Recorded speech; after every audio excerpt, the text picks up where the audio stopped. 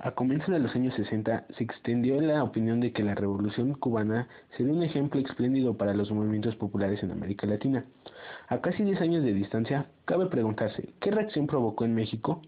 El estudio de la vida política en México durante la primera mitad de la presente década revela que la Revolución cubana produjo entusiasmo y desconcierto.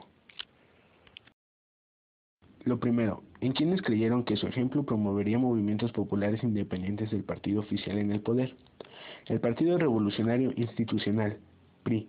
Lo segundo, entre los capitalistas que atemorizados sacaron capitales del país y pidieron al gobierno seguridad de que el modelo cubano no influiría en la política y economía del país. El descontento popular era comprensible si se toma en cuenta que los salarios reales pagados por las grandes industrias se habían mantenido estables durante 10 años y que el ingreso per capitalista de los campesinos había disminuido un 5% hacia fines de los años 50. Así, y quizás aprovechando las ventajas que confería el movimiento obrero a la proximidad de las elecciones presidenciales, a comienzos de 1958 surgieron los primeros brotes de descontento.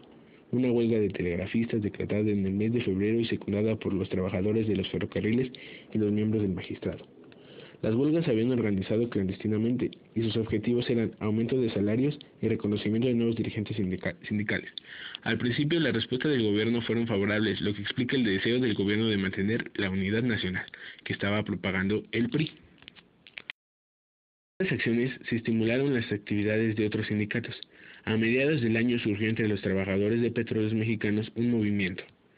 Este ambiente de rebeldía sindical favoreció la organización de una lucha popular contra el encaramiento de la vida. Uno de los principales actos del nuevo presidente fue poner en libertad a quienes habían sido encarcelados en la manifestación de maestros. De esta manera, López Mateo inició su gobierno con una medida que permitió a sus simpatizantes calificarlo como un hombre progresista y de izquierda. Sin embargo, por razones que no controló, la simpatía de López Mateo por las reivindicaciones obreras no pudo mantenerse en los hechos, y en marzo de 1958 se produjeron más levantamientos. La opinión de que el miedo de la Revolución cubana era el motivo principal por el agravamiento de la inversión privada y de la fuga de capitales. Es comprensible que la Revolución cubana provocara el sobresalto de algunos sectores de la burguesía dominados por el miedo al comunismo. Sin embargo, no escapa a nuestra atención el hecho de que otro fenómeno como la recesión de Estados Unidos influyera con más fuerza en la iniciativa privada de México, y todo esto se veía agravado por la desconfianza que experimentaban hacia López Mateo durante el periodo de su gobierno. Las primeras reacciones en contra de su gobierno se manifiestan en enero de 1959 y provienen de grupos económicos estrechamente ligados con los grandes intereses extranjeros en la minería y la industria.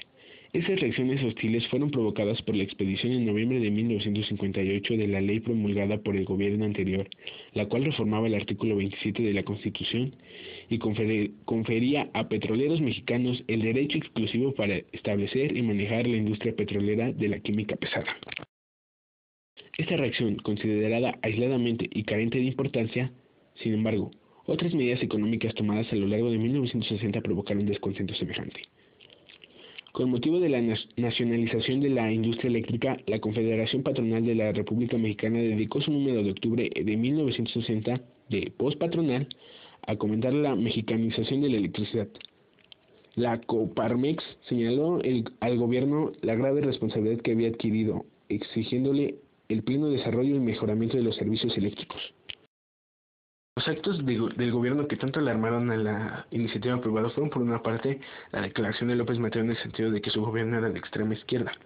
Por otra, la adopción de medidas económicas tendientes a poner en manos del Estado recursos básicos del país y a mexicanizar algunas industrias. La inquietud de la iniciativa privada no solo se manifestó en el terreno de las actividades económicas. Cuando el gobierno cubano inició el cambio definitivo de las estructuras sociales y económicas del país, la iniciativa privada de México se empeñó en distribuir la imagen de la revolución castrista que existía en México. La tarea no parecía difícil, dado que las grandes sociedades privadas tenían un gran control sobre el instrumento más importante para la información de la opinión pública: los medios de comunicación en masas. Transformaron a Castro en el verdugo rojo. Cuba era un satélite soviético, y el castrismo representaba la mayor amenaza para las libertades individuales. Pero esto no impidió que la invasión a Playa Girón se levantara en abril de 1958.